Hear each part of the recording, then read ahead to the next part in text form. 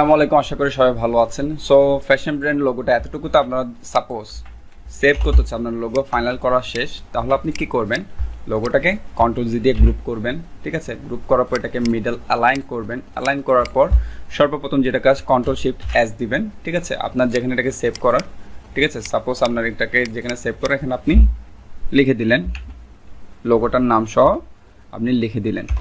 ঠিক আছে, দেওয়ার পর এটাকে আপনি সেভ করবেন, সব সময় ইপিএস এ সেভ করবেন। সেভ দেওয়ার পর এখান থেকে আপনি ইলাস্ট্রেটর সিপিএস এ সেভ করে দিবেন। দেন কম্পিউটার গ্রেডিয়েন্ট যদি টিক মার্ক করা না থাকে টিক মার্ক করে দিবেন, দেন ওকে হয়ে গেল।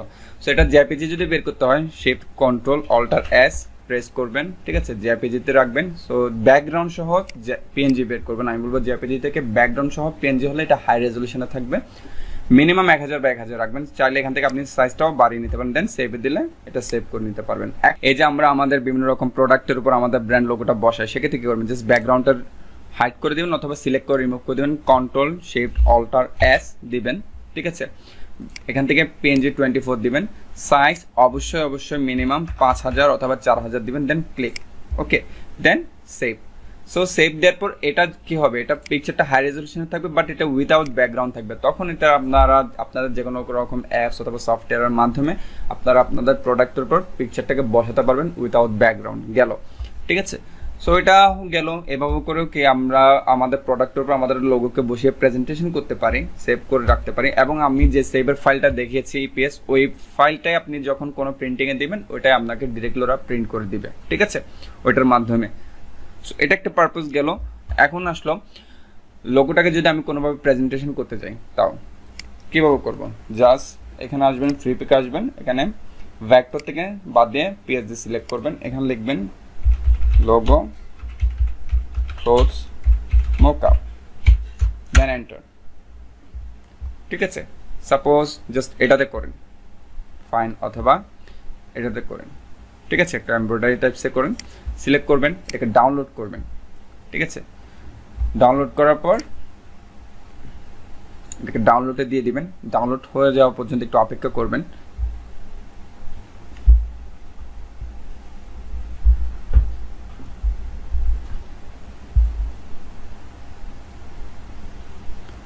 সো পুরাটা যখন ডাউনলোড হয়ে যাবে, জাস্ট ডাউনলোড ফোল্ডারে যাবেন, যাওয়ার পর রিফ্রেশ করবেন, যেগুলো দরকার ওগুলোকে রিমুভ করে দিন।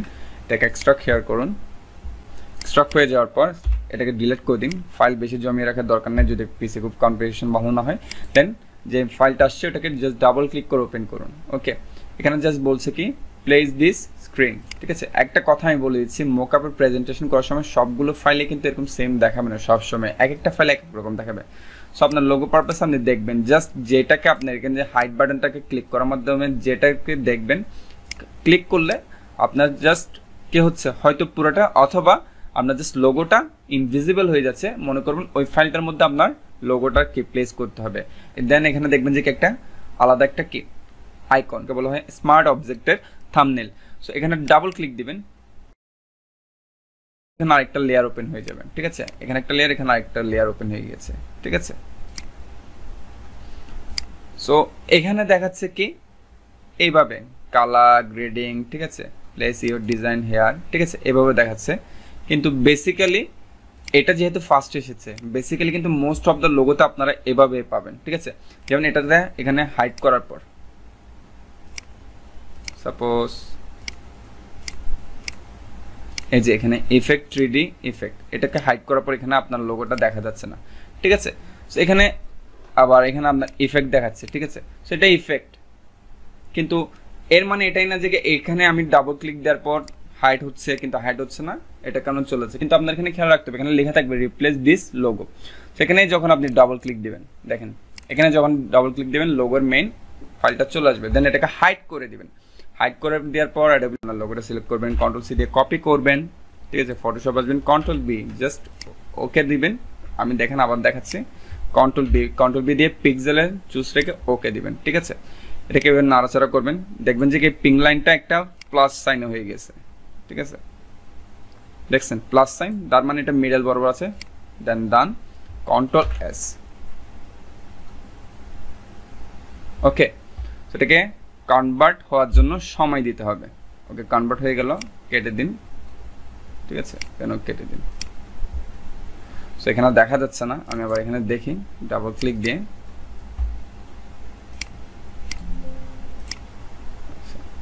আমি আবার দেখাই, একটু ডিস্টার্ব হচ্ছে। কন্ট্রোল বি, দেন ওকে।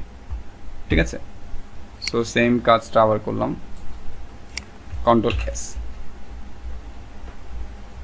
সো কনভার্ট হওয়ার জন্য সময় দিবেন। প্রত্যেকটা ফাইল যে এরকম ঝামেলা করবে কথা নেই, এখানে কিন্তু লোগোর অনেকগুলো ফাইল আছে, একটা একটাকে ডাউনলোড করে এবার ট্রাই করবেন বিভিন্ন অ্যাঙ্গেলে। ঠিক আছে, জাস্ট প্রেজেন্টেশনের সিস্টেম হচ্ছে কি এরকম। সো আমি এখানে দেখলাম, এটাকে কেটে দিলাম। দেখতে পাচ্ছেন আমার লোগোর এখানে প্রিন্টিংয়ে কিন্তু একটা স্টিচিং একটা ভাব চলে আসছে। ঠিক আছে, দেন এটাকে control shift alt S press করব। এরপর এখান থেকে এটাকে সেভ করার মাধ্যমে আমরা লোগোটাকে সেভ করে ফেলবো। ঠিক আছে, ওইটাই হবে কি আমাদের প্রেজেন্টেশনের ফাইল। সো আশা করি এই বিষয়গুলো সবাই বুঝতে পেরেছেন। ঠিক আছে, ধন্যবাদ সবাইকে।